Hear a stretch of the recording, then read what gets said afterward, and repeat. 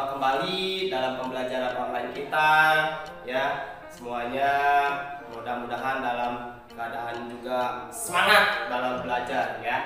Baik, sebelum kita mulai pembelajaran kita hari ini, bersama-sama kita berdoa menurut agama dan kepercayaannya masing-masing. Yuk kita berdoa supaya yang kita pelajari hari ini, ilmu yang kita pelajari hari ini semuanya bermanfaat bagi kita, bagi keluarga, bagi masyarakat, bagi negara. Amin ya robbal alamin. Berdoa dimulai.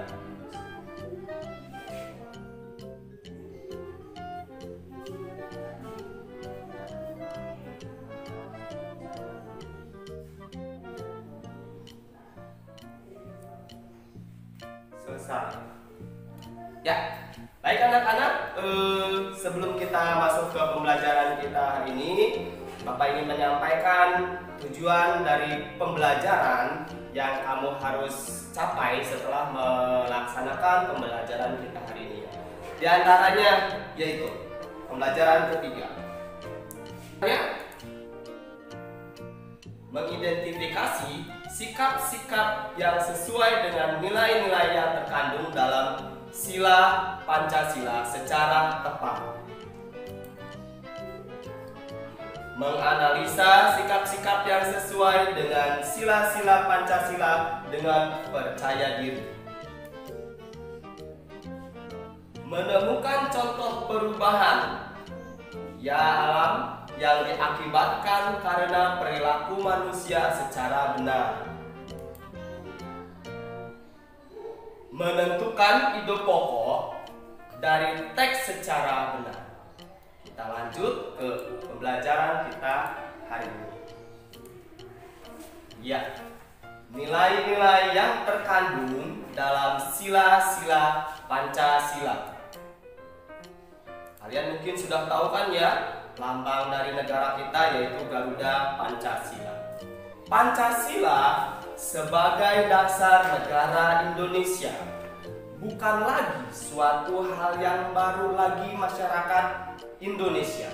Dari zaman dahulu, nilai-nilai Pancasila memang sudah terkandung dalam kehidupan sosial budaya masyarakat kita. Nilai-nilai tersebut telah meliputi berbagai aspek kehidupan dan masih tetap dipelihara sampai saat ini. Nilai-nilai Pancasila perlu kita kembangkan dalam kehidupan sosial budaya. Hal ini dimaksudkan agar tercipta suasana yang tenang, sejahtera, damai, dan aman. Tanpa nilai-nilai tersebut, kita tidak akan dapat mencapai semua itu. Nilai ketuhanan yang Maha Esa. Beriman kepada Tuhan yang Maha Esa sesuai dengan agama dan keyakinan yang dianutnya. Nilai yang terkandung dalam sila ini juga mengharuskan kita untuk saling menghormati dan bekerja sama antar pemeluk agama yang berbeda-beda. Kita tidak boleh memaksakan suatu agama dan kepercayaan kepada orang lain. Kita harus saling menghormati kebebasan dalam menjalankan ibadah. Yang kedua, nilai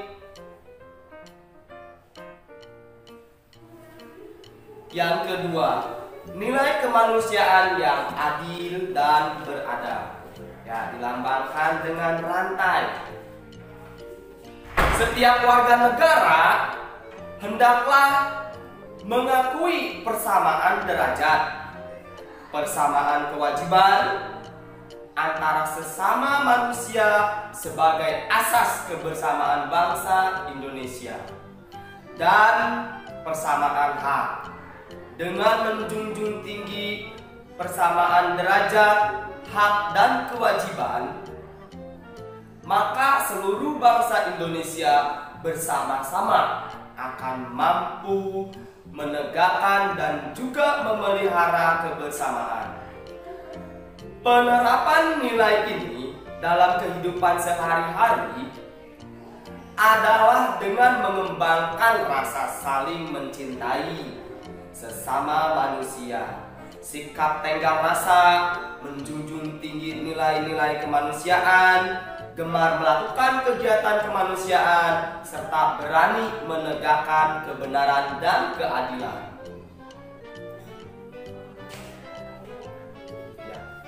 Sila ketiga, nilai persatuan Indonesia. Makna dan nilai yang terkandung dalam sila ini adalah menjaga persatuan dan kesatuan negara Republik Indonesia dengan menerapkan sikap cinta tanah air, rela berkorban demi bangsa dan negara, serta memajukan pergaulan demi persatuan dan kesatuan bangsa yang berbineka tunggal ika. Nilai kerakyatan yang dipimpin oleh hikmat kebijaksanaan dalam permusyawaratan perwakilan. Ya, apa sajakah nilai-nilai ini? Setiap warga negara memiliki kedudukan yang sama. Kedudukan sama tersebut hendaknya digunakan secara sadar dengan mengutamakan kepentingan negara dan masyarakat. Selain itu, warga negara Indonesia harus selalu mengutamakan musyawarah untuk mufakat dalam menyelesaikan suatu persoalan. Penerapan dalam sikap sehari-hari adalah dengan mengutamakan kepentingan umum di atas kepentingan pribadi dan golongan.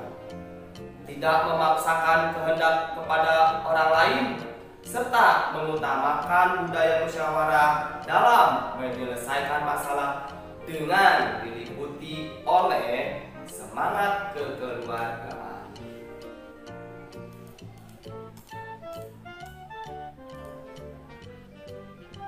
Nilai keadilan sosial bagi seluruh rakyat Indonesia. Kita harus menghindarkan diri dari sifat pemborosan, selalu bergaya hidup mewah, dan perbuatan-perbuatan yang merugikan kepentingan umum. Bekerja keras dan menghargai hasil kerja keras orang lain sangat dibutuhkan dalam mewujudkan sikap kebersamaan. Di samping itu, harus dikembangkan pula sikap adil terhadap sesama, menghormati hak orang lain, serta menolong dan menghargai orang lain.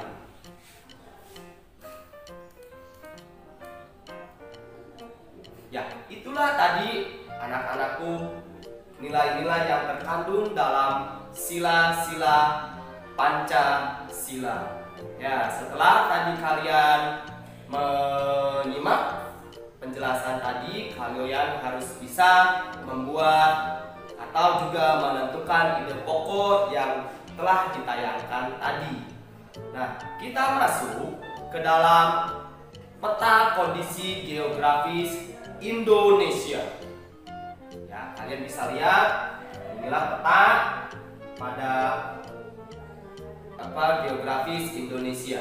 Dan ini adalah peta geografis negara kita, yaitu Indonesia. Di mana letak astronomis Indonesia ya? Secara astronomis,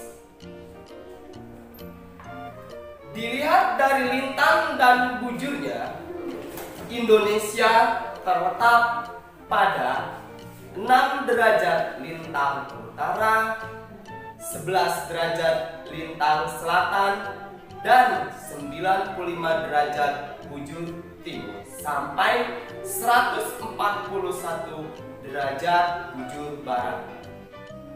Karena posisi lintangnya rendah, Indonesia jadi memiliki iklim tropis.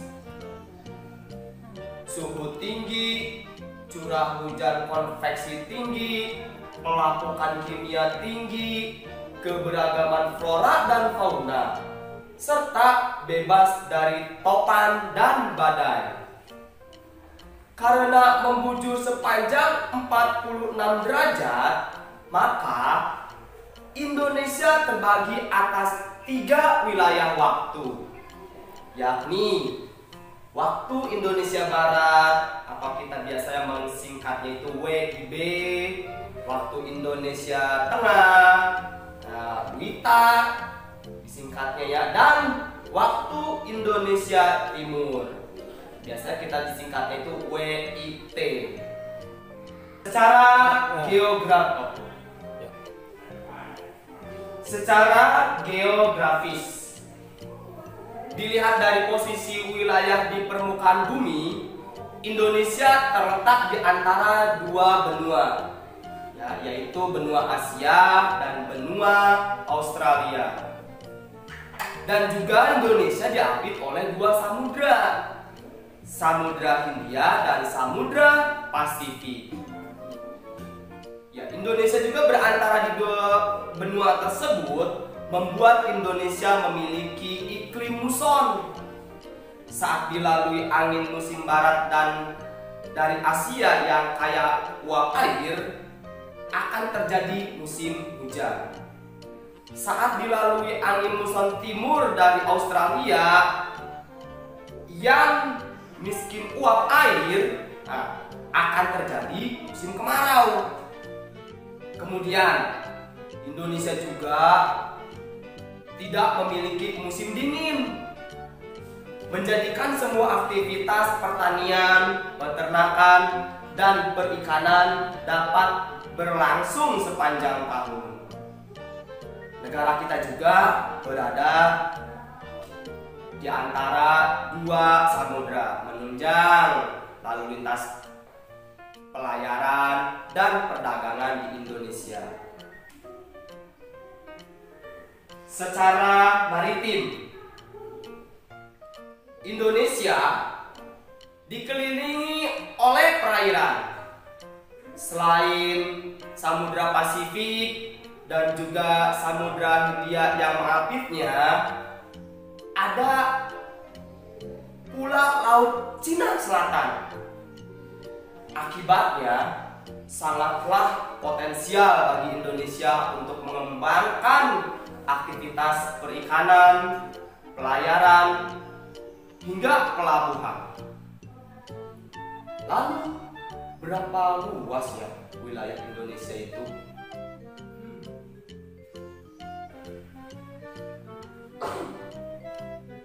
Luas wilayah Indonesia, wow, mantap. Luas sekali mungkin ya. Berdasarkan informasi dari Badan Informasi Geospasial, luas wilayah Indonesia itu untuk daratan ialah sekitar 1.922.570 km persegi. Wow, mantap.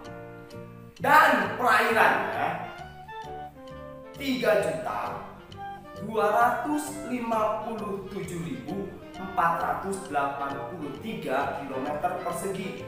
Wow, luas banget ya perairan Indonesia. Bila ditotal, luas wilayah Indonesia yaitu 5.180.053 km persegi. Wow, lebih mantap lagi ya. Ternyata luas wilayah Indonesia kita ini ya. Sedangkan batas wilayah Indonesia berbatasan darat dengan Malaysia, Timor Leste, dan Papua Nugini. Secara laut, Indonesia berbatasan dengan laut teritorial Thailand, Malaysia, Singapura, Filipina, Papua Nugini, dan Timor Leste. Ya, anak-anakku semuanya, dari teks bacaan yang sudah tadi ditayangkan dan juga kalian simak, ya, kalian bisa menentukan ide pokok pada setiap paragrafnya.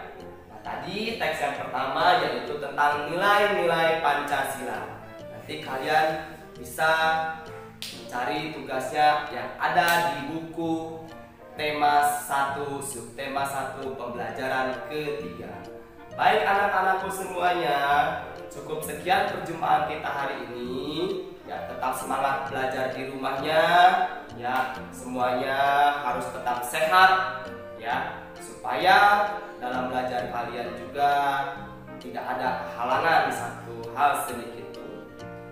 Terima kasih perjumpaan kita hari ini. Bapak akhiri dengan mengucapkan Assalamualaikum warahmatullahi wabarakatuh.